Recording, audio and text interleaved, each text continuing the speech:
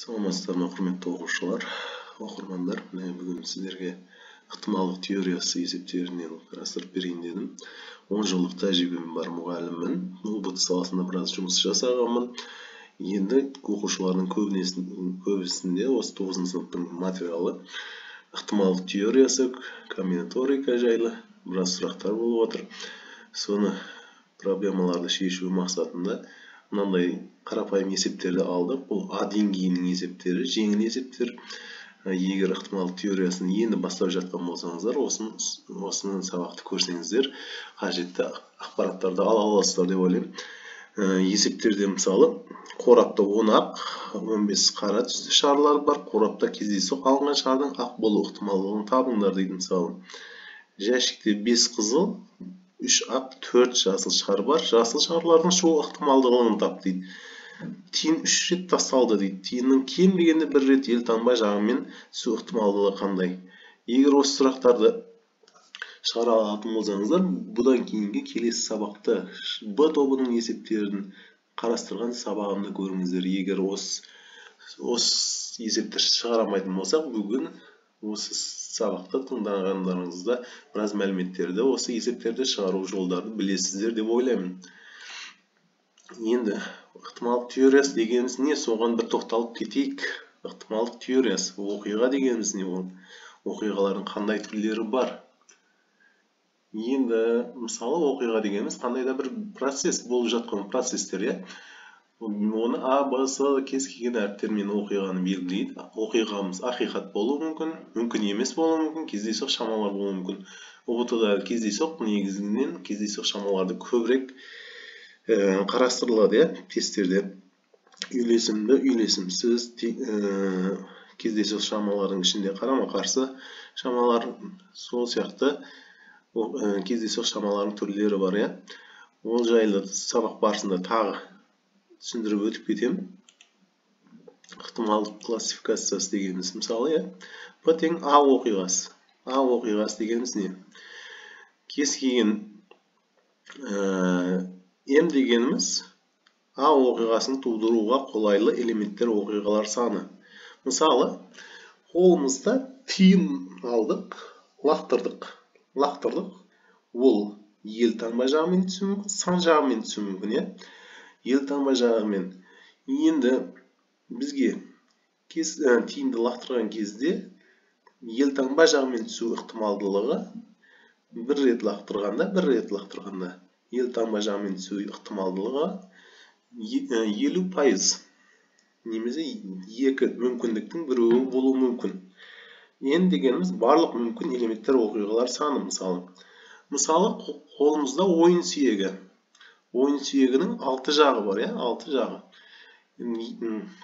Егер ойын сүйегін лақтырғанда бір сан, 1 деген цифр түсу ықтималдығын тап десе, 6-дан 1 болады, Сол сияқты барлық мүмкін элементтер оқиғалар саны жалпысы N, бізге қажетті оқиға М әрпі. Сонымен белгіленеді. Кез келген оқиғамыз 0-ден 1-ге дейін болады, Одан аспайды. Енді мысалы мына есепті қарастырайық. Есепте қорапта 10 ақ және 15 қара түсті шарлар бар. Қораптан кездейсоқ алынған шарлардың ақ болу ықтималдығын табыңдар дейді. Енді ойланайықшы. Жалпы қорапта қанша элемент бар? 25 элемент бар, 25 элемент бар. Енді бізге нені сұрап тұр? Қорапта 25 элемент бар. Соның ішінде бізге нені сұрап тұр? Қораптағы кездейсоқ алынған ақ болу. Ағымыз бізде 10. 10-ды 25-ге қатынасы, яғни 2 бөлінген 5. Сонда пайызымыз қанша пайыз болады? Сонда егер 20-ға көбейтсек 40%.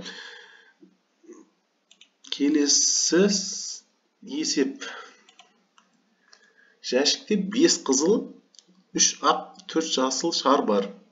Жасыл шардың шығу ықтималдығын тап дейді. Енді жасыл шардың шығу ықтималдығы. Бұл жерде де қарапайым ойла. Барлығын қосамыз. жалпы шардың саны 12 шар. Бізге жасыл шарды табу керек. Жасыл шар дегеніміз 4 болып тұр. 3-тен 1 ықтималдылық, иә. Ендігі мәселе осы есепті ұбт-да былай шатастырып та қояды. Мынандай шатастырулармен жазады. Жәшікте 5 қызыл, 3 ақ, 4 жасыл шар бар. Жасыл шардың шықпауының ықтималдылығын тап деп сұрақты шамалы өзгертеді. Сол жерде оқушыларда уже проблема болады. Көбісі шығу ықтималдығы деп түсініп алады. Енді жалпы саны 12 шар бар жәшікте.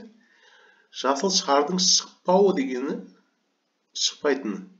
Жасыл шықпаса, онда қызыл немесе ақ қой. 8 шар. Яғни 8-дің 12-ге қатынасы 3-тен 2. Мына төмендегі формула жасыл шардың шығу ықтималдылығы, шықпау ықтималдылығы екеуінің қосындысы жалпы 1-ге тең болады. Бұл қарапайым бір формула. Қосу теоремасы деп айтылады, ықтималдық теориясындағы. Енді көбейту теоремасы бар. Оқиғаларды көбейтетін жағдайларымыз болады. Сол жайында да шамалы тоқталып кетейін. Ол қандай көбейтіледі? Тәуелсіз оқиғалар, А және Б тәуелсіз оқиғалар. Енді мына үшінші есепті қарастырайық, иә. Тиын 3 рет тасталды. Тиынның кем дегенде 1 рет елтаңба жағымен түсу ықтималдығы қандай? Тиын 3 рет тасталды. Тиынның кем дегенде 1 рет елтаңба жағымен түсу ықтималдығы қандай? Тиынды бірінші рет лақтырған кезде, тиынды екі оқиғаның біреуі 50%. Бірінші рет лақтырғанда, екінші рет лақтырғанда тағы 50%. Үшінші рет лақтырған кезде тағы 50%. Енді үш оқиғаның көбейтіндісі 8-ден 1.